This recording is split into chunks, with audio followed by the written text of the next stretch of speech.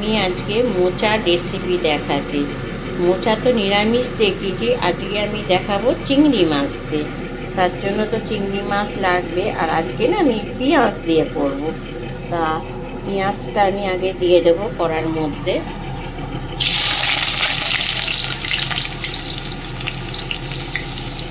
পেঁয়াজটা একটু নেড়ে চেড়ে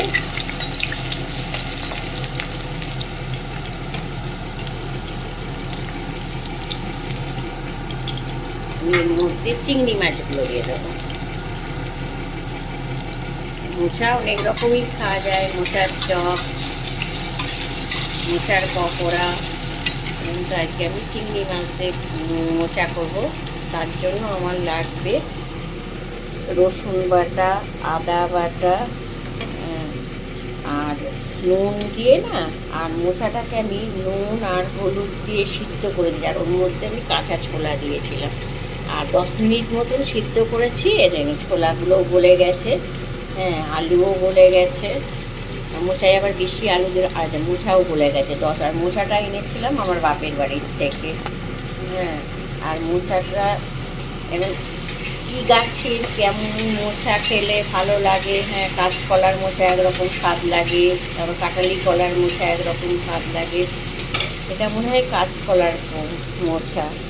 আর লবণ রেখেছি অল্প দিয়েছি, কেন আমি নুন দিয়ে সিদ্ধ, জিরে গুঁড়ো, ধনে গুঁড়ো, হলুদ গুঁড়ো, আর জিরে, তেজপাতা, শুকনো লঙ্কা, কাশ্মীর লঙ্কা, আর এটা চিনি। এবার মোচাতে একটু মিষ্টি ভালো লাগে, আপনারা যদি আরও বেশি মিষ্টি খান বেশি মিষ্টি দেবেন। আর এটা হলো ঘি একটু। এবার উপকরণগুলো আপনাদের দেখালাম, এবার আমি রান্নাটা করছি দেখাচ্ছি।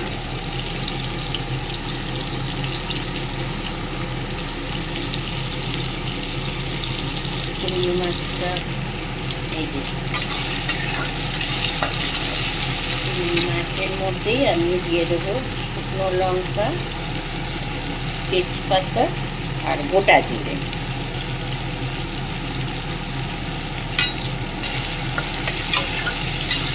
আর এটা না ভাত, রুটি, পরোটা সব সঙ্গেই ভালো লাগবে খেতে।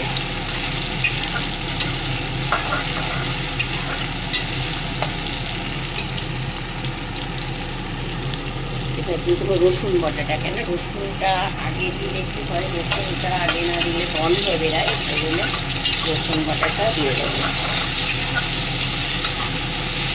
এবার রসুন দিয়ে আমি একটু নাড়তে শুরু করি। এবার রসুনটা একটু ভাজা ভাজা হয়ে গেছে, এবার আমি তার সঙ্গে আদা বাটা দিয়ে দেবো।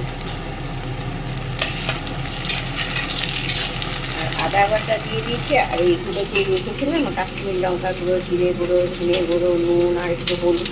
হলুদ দিয়ে যেহেতু সিদ্ধ করেছি নুন হলুদ দিয়ে, তার জন্য আমি অল্প দেবো। কাশ্মীর লঙ্কাটা দিলাম কালারের জন্য, আর আমি বেশি লঙ্কা দেবো না, দুটো শুকনো লঙ্কা ফোড়ন দিয়েছি, আর একটা কাঁচা লঙ্কা দেবো, কেন মোছাতে না বেশি আবার ঝাল ভালো লাগে না। এবার আমি মোচাটা দিয়ে দেবো।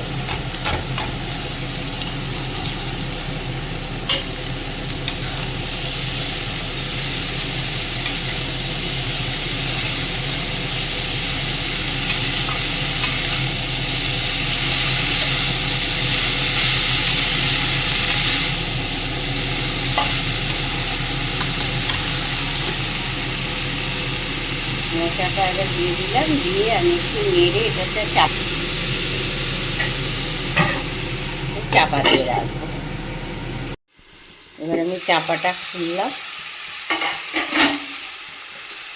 খুলে একটু নেড়ে দেবো।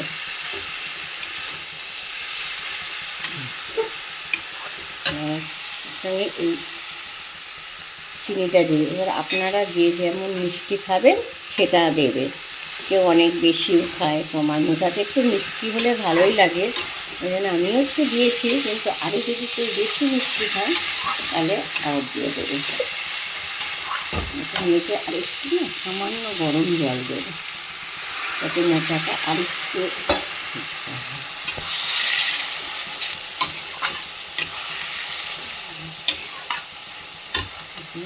আবার এটাকে চাপা দিয়ে দেব,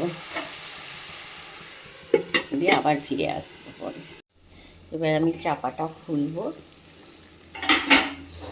খুলে আপনাদেরকে দেখাচ্ছি। এই যে, আর এটা না বেশি একটু শুকনো শুকনো হবে আর একটু সামান্য ইয়ে থাকবে, আর খেতে খুব সুন্দর লাগে। আপনারা চিংড়ি মাছ দিয়ে কে কেমনভাবে খান আমাকে একটু জানাবে।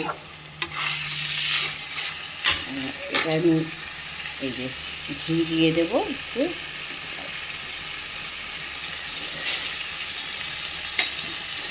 আর এই যে সারিয়ালকে গরম মশলাটা দিয়ে দেবো।